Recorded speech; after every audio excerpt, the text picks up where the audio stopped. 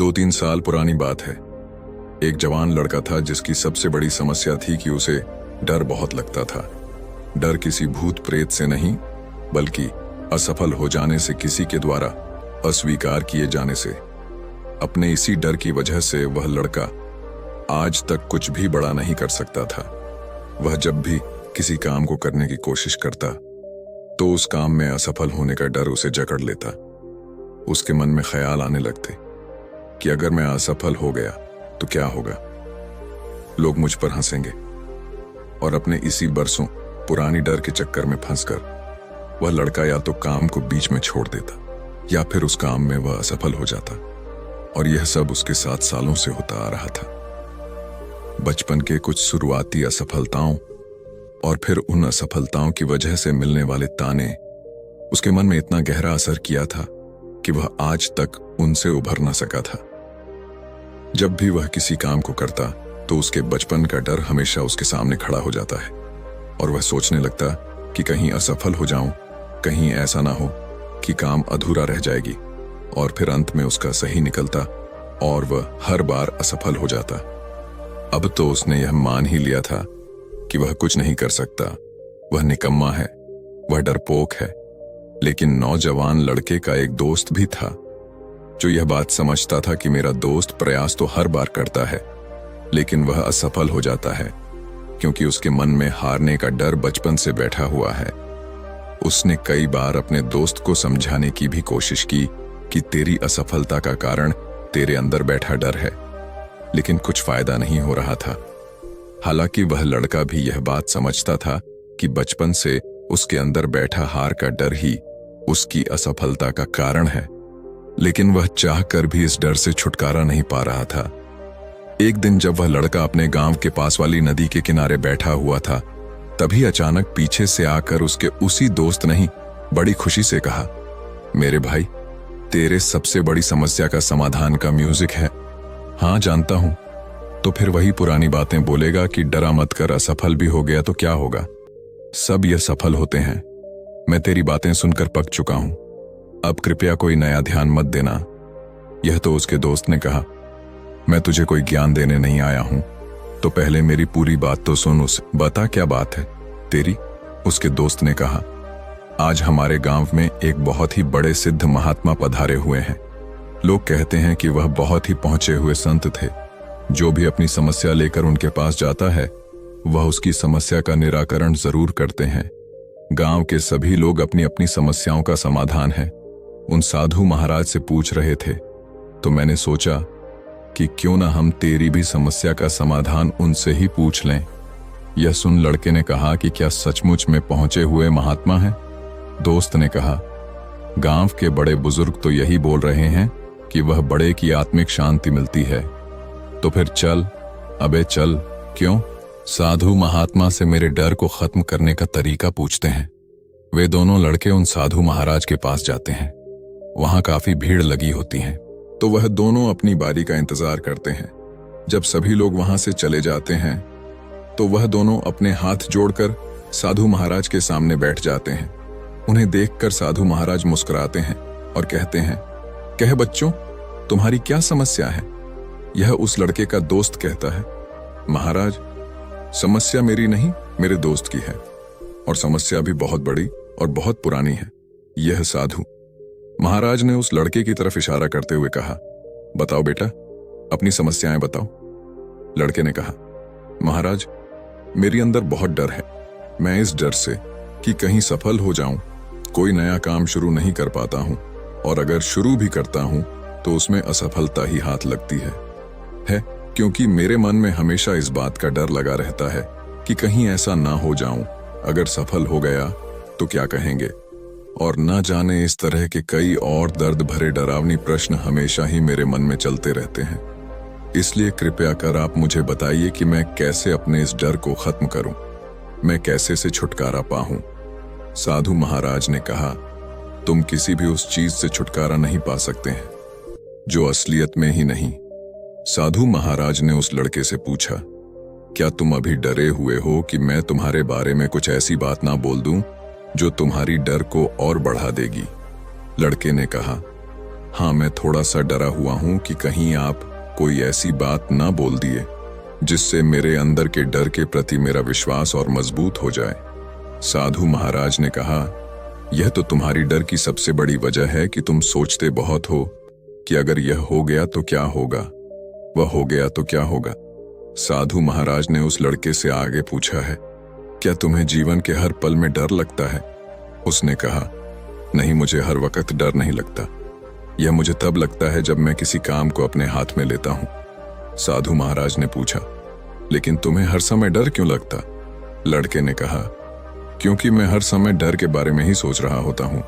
साधु महाराज ने पूछा, क्या तुम खाना खाते हो? तभी तो डर लगता है। लड़के ने कहा, नहीं। साधु महाराज ने फिर पूछा, क्या तुम सोचते हो? तब यह डर लगता है। लड़के ने कहा, महाराज, आप कैसी बातें कर रहे हैं? मुझे सोते वक्त क्यों डर लगेगा? मैं कोई छोटा बच्चा थोड़े ना हूं। साधु ने कहा, फिर तो मैं किसी बड़े काम को करते वक्त ही डर क्यों लगता है? लड़के ने कहा, क्योंकि जैसे ही मैं कोई नया काम करने का प्रयास करता हूं तो मेरे सारे पुराने असफल कामों की तस्वीर मेरी आंखों के सामने आ जाती है। वह सारी बातें दिमाग में चलने लगती हैं जो लोग मेरे बारे में करते हैं। जब मैं असफल हो जाता हूं और फिर यह सब सोचकर मुझे ऐसा महसूस को लगता है कि मैं इस काम में भी असफल हो जाऊंगा। साधु महाराज ने हंसते हुए कहा, तो क्या अभी तुम्हारे समझ में नहीं आया कि तुम्हारी असफलता का कारण तुम्हारा डर नहीं बल्कि तुम्हारा उस घर के बारे में अत्यधिक सोचना है? जब तुम घर के बारे में नहीं सोचते तो तुम्हें डर नहीं लगता है, ना तो वस्तुएं ऐसे ही बने रहना है। डरा हुआ ना होने के लिए हमें कुछ भी नहीं करना पड़ता, लेकिन डरा हुआ रहने के लिए तुम्हें बड़ा चौराहा की कल्पना करनी होगी।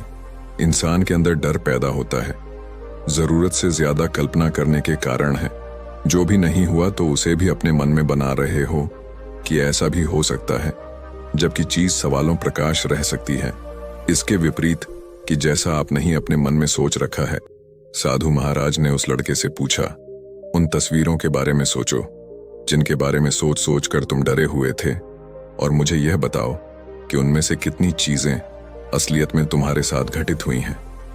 लड़के ने कुछ देर सोचा और फिर कहा, महाराज, मुझे लगता है कि अगर मैं तस्वीरों को लेकर परेशान रहता हूं तो असलियत में उनमें से केवल एक ही चीज मेरे साथ घटित होती है। साधु महाराज मुस्कुराए और बोले, फिर तो तुम बहुत बड़े बेवकूफ हुए कि तुम्हें फालतू की बात की किन किन चीजों के बारे में सोचकर खुद को परेशान किया। लड़के ने कहा, हाँ महाराज, ऐसा तो मैंने कभी सोचा ही नहीं। साधु ने कहा, यह डर असलियत में ही नहीं, यह केवल तुम्हारे मन में बनाया है और इसके बारे में सोच सोचकर तूने इसे अपने अंदर मजबूत कर लिया है। लड़के ने कहा, महाराज, फिर मैं क्या करूं? साधु महाराज ने कहा, इस डर का मजा लोग आखिर तुम्हें बनाया है। फिर लड़के ने कहा, लेकिन कैसे महाराज? साधु महाराज ने कहा, अब जब भी तुम्हें अगली बार डर लगे तो उस घर को बस अपने मन के अंदर देखना, उसकी वजह से कैसे कैसे विचार तुम्हारे मन में पैदा हो रहे हैं, तो तुम उन विचारों को रोकने का प्रयास नहीं करना और ना ही उनके विचारों में रखना है। बस उन्हें मन में उठते और गया होते देखना है।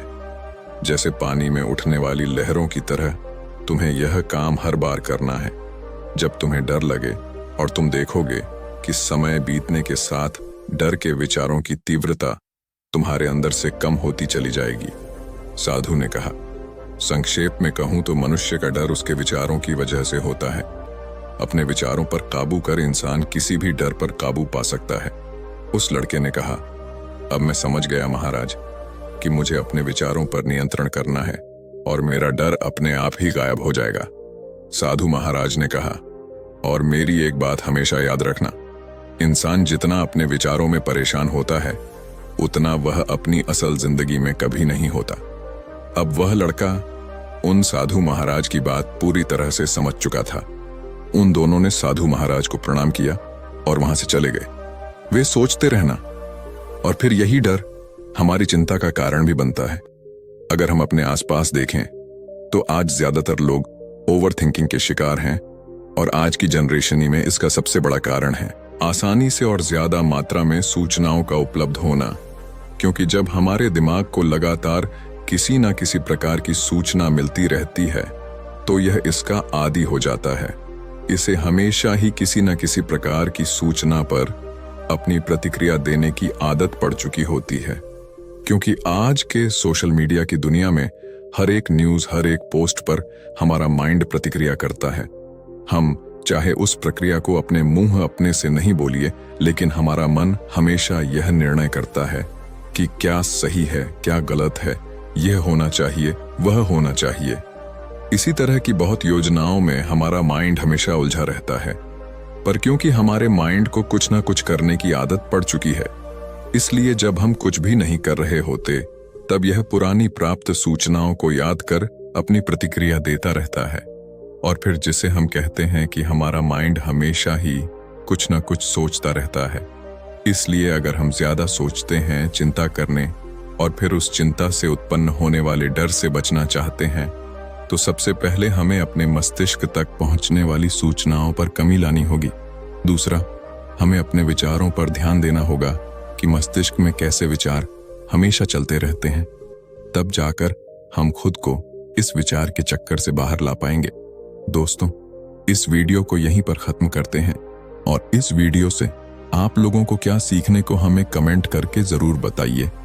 और इसी के ठीक बाद इस चैनल को सब्सक्राइब कीजिए और इस वीडियो को उसे इंसान को शेयर करें जो हमेशा अपनी जिंदगी से परेशान और डरे रहते हैं। तब तक के लिए बुद्धाय नमो नमो।